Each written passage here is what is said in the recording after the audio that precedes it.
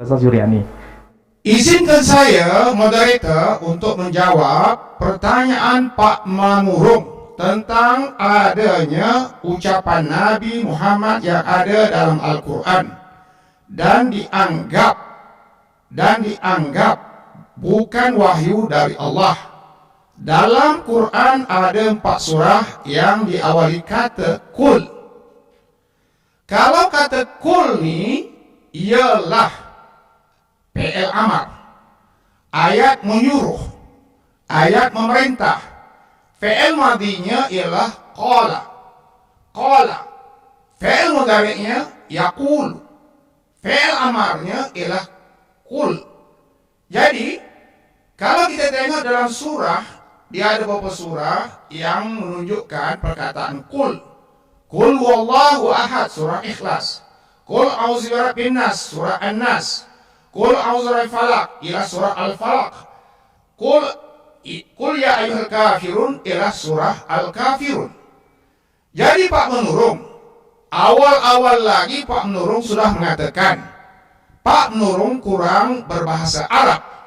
Saya rasa yakin kalau Pak Menurung ingin belajar bahasa Arab, eloklah belajar Al-Quran. Belajar Al-Quran di situ ada saraf nahunya, fi'il madhi, fi'il mudhari'nya, fi'il amarnya, masdarnya.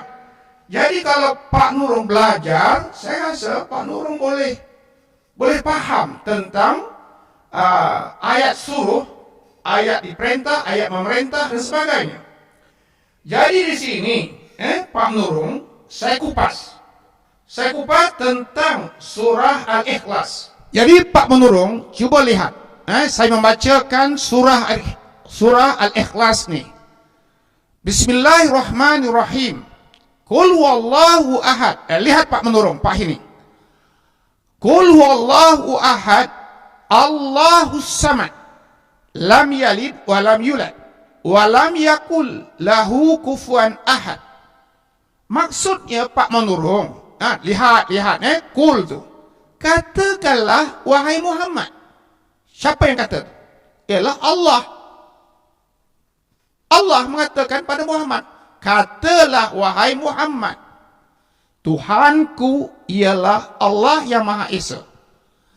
Allah yang menjadikan tumpuan sekalian makhluk untuk memohon sebarang hajat, yaitu Allahus Samad, terjemahannya.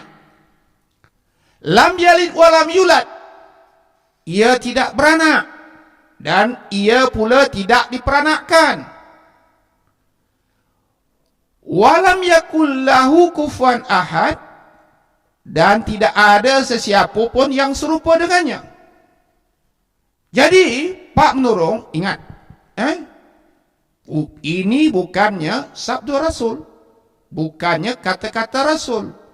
Ayat ini perintah daripada Allah kepada Nabi melalui ialah Jibril. Saya mau menyentuh pada Pak Heni dan Pak Menurung. Kenyataan Pak Heni itu jelas salah, terlalu salah. Sebab kenapa dikatakan ialah 4 Injil itu diterima oleh seluruh gereja.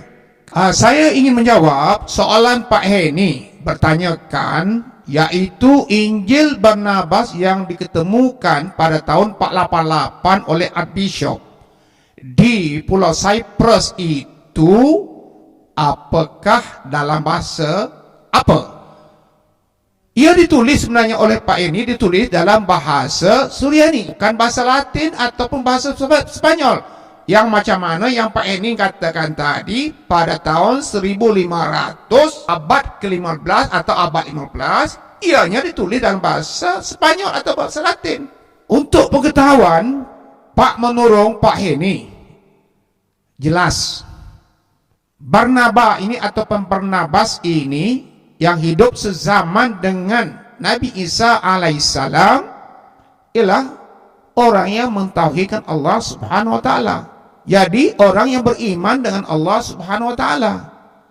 Jadi jelas kalau kita tengok dalam tulisannya, yaitu apa yang kita lihat kalau kita tengok 3 fakta ini sudah mencukupi, yaitu Nabi Isa tidak disalib, Ismail yang dikorbankan bukannya Ishak, sebagaimana kepercayaan orang-orang Kristen. Satu lagi ialah apa dia? Tertulis dalam Injil Barnabas ialah, yaitu Nabi akhir zaman ialah Ahmad ataupun Muhammad. Ini dia. Saya rasa Pak ini kena percaya. Itu sebabnya orang-orang Kristian takut untuk mengatakan ia ni benar, kenyataan ini benar, Injil Barnabas ini yang ditulis oleh Barnabas ini benar. Kalau mengatakan benar, seluruh orang Kristian akan menganut Islam, mentauhidkan Allah Subhanahu Wa Taala. Itu yang sebenarnya. Kenapa Injil Barnabas tidak diterima? Pasti yang kita nampak ialah Kristian kalau terima, maka pasti mengakui Injil Barnabas itu benar-benar betul. Sebab kalau kita tengok, Pak Heni berkata tadi, Injil Barnabas ditemu pada tahun 1500 ataupun abad ke-15, yang tulisannya ialah dalam tulisan Spanyol ataupun bahasa Latin, ya. Tetapi Pak Heni kena ingat apa yang saya nyatakan baru sebentar tadi. Archbishop bertemu dengan, yaitu Injil Barnabas ini di dada, yaitu Saint Barnabas, ya, yaitu pada tahun 488 Masehi. Sudah tentulah jarak antara 488 dengan 1500 sudah tentu jauh bezanya. Berapa abad? Jadi kalau kita ingat, The Gospel of Turkey yang diketemukan, yang dalam tulisan bahasanya ialah bahasa Suryani, yaitu ialah abad keempat. Sudah tentulah jarak dekatnya terlalu dekat. Kalau dibandingkan Pak Heni katakan tadi, jaraknya 1500 itu jauh. Saya rasa ini tidak tepat, tidak betul, jauh, tidak tepat. Bukan? Jadi menurut Injil, yaitu Matius dan Injil Markus, Injil Lukas, Yesus disalibkan. Yesus yang disalibkan. Dalam Injil Matius, ketika Yesus disalib dan berteriak dengan berkata-kata, Eli, Eli, lama sabachthani. Ini berbahasa Hebrew atau Ibrani, yaitu zaman Nabi Musa. Sebab zaman Nabi Musa ialah bahasa Ibrani. Sedangkan dalam Injil Markus, ketika Yesus disalib, dia berteriak dengan berucap, Eloi, Eloi, lama sabachthani. Sebenarnya Yesus tidak berkata Eloi, Eloi, tetapi berkata Elohai, Elohai. Kerana itu bahasa Suryani yang sebenar. Namun dalam tulisan Greek tiada huruf H, maka tertulis Eloi, bukan Elohai.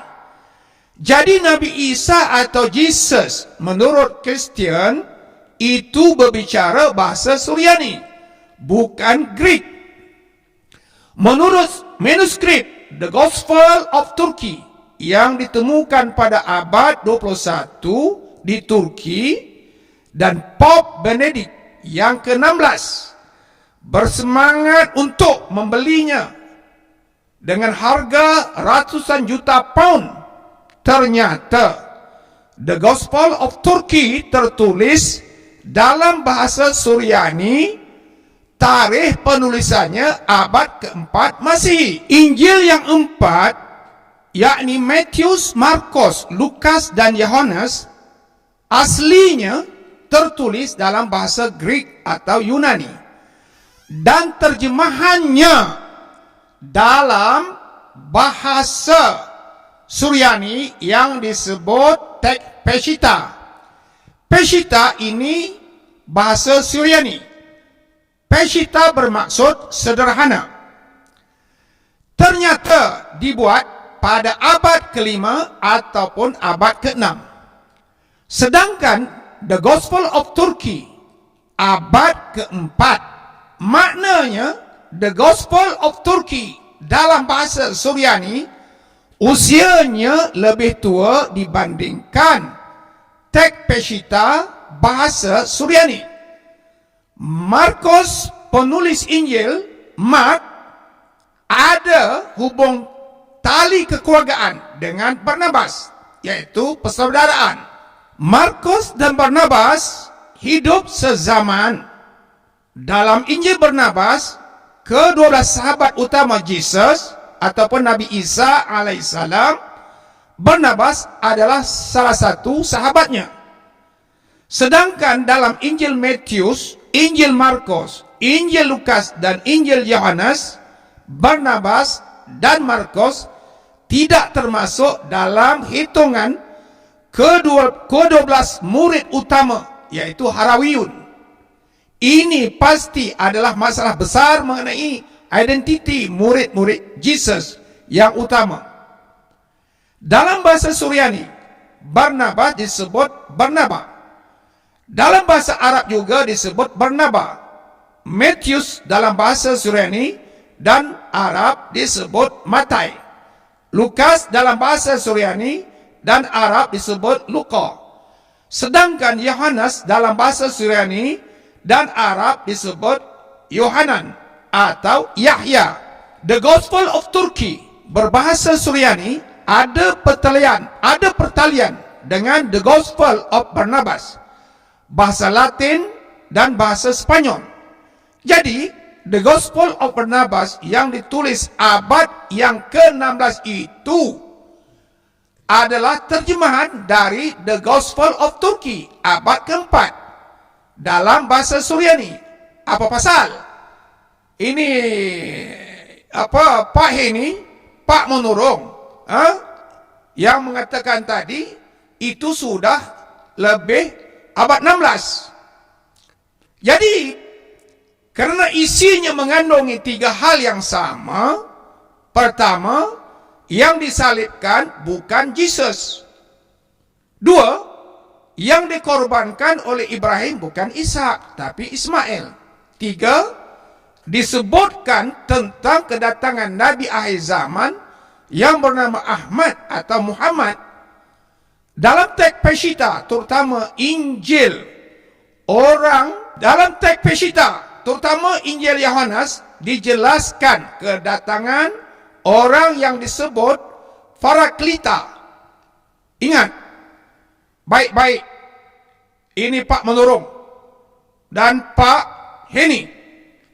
Teks Peshitta itu berbahasa Suryani, bukan Greek ataupun Yunani. Tapi mengapa di dalam teks Peshitta berbahasa Suryani, orang yang ditunggu dan dinanti-nantikan disebut Paraklita? Ini masalah yang disembunyikan, fakta yang sebenar. Mengapa demikian, Pak Menurung dan Pak Hini? Kerana istilah Paraklita bukan asli bahasa Suryani, tapi istilah bahasa Greek yang disuryanikan dari kata Greek, Parakletos. Jadi tidak mungkin Nabi Isa atau Yesus menyebut orang yang sama dengan dirinya dan dinanti-nantikan itu bernama Parakletos atau Paraklita. Jadi tidak mungkin Nabi Isa atau Yesus berucap Parakletos atau Paraklita untuk menyebut orang yang datang setelah dirinya.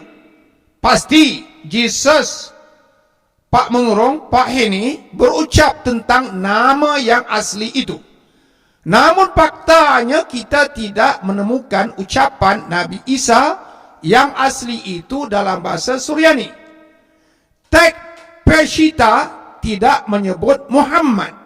Itulah sebabnya pasti ada kaitan antara ucapan Yesus dalam bahasa Suryani yang tertulis dalam Gospel of Turkey yang menyebut orang yang akan datang itu dengan nama Muhammad.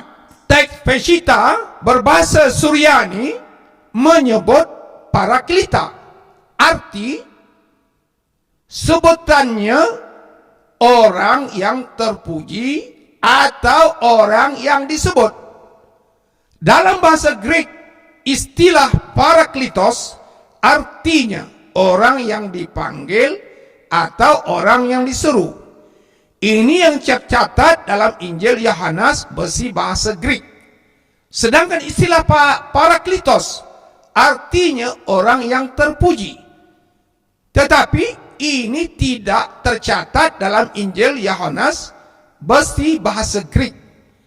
Nampaknya ada pertalian makna antara nama Muhammad dalam The Gospel of Turkey bahasa Suryani, sebutan Paraklita dalam teks Peshitta, dan sebutan Parakletos dalam teks Yunani. Jadi coba Pak Menurung, Pak Heni jawab. Mungkin tak boleh jawab. Saya percaya tak boleh jawab. Selepas ini memang tak jawab. Maaf Pak ya, saya minta maaf.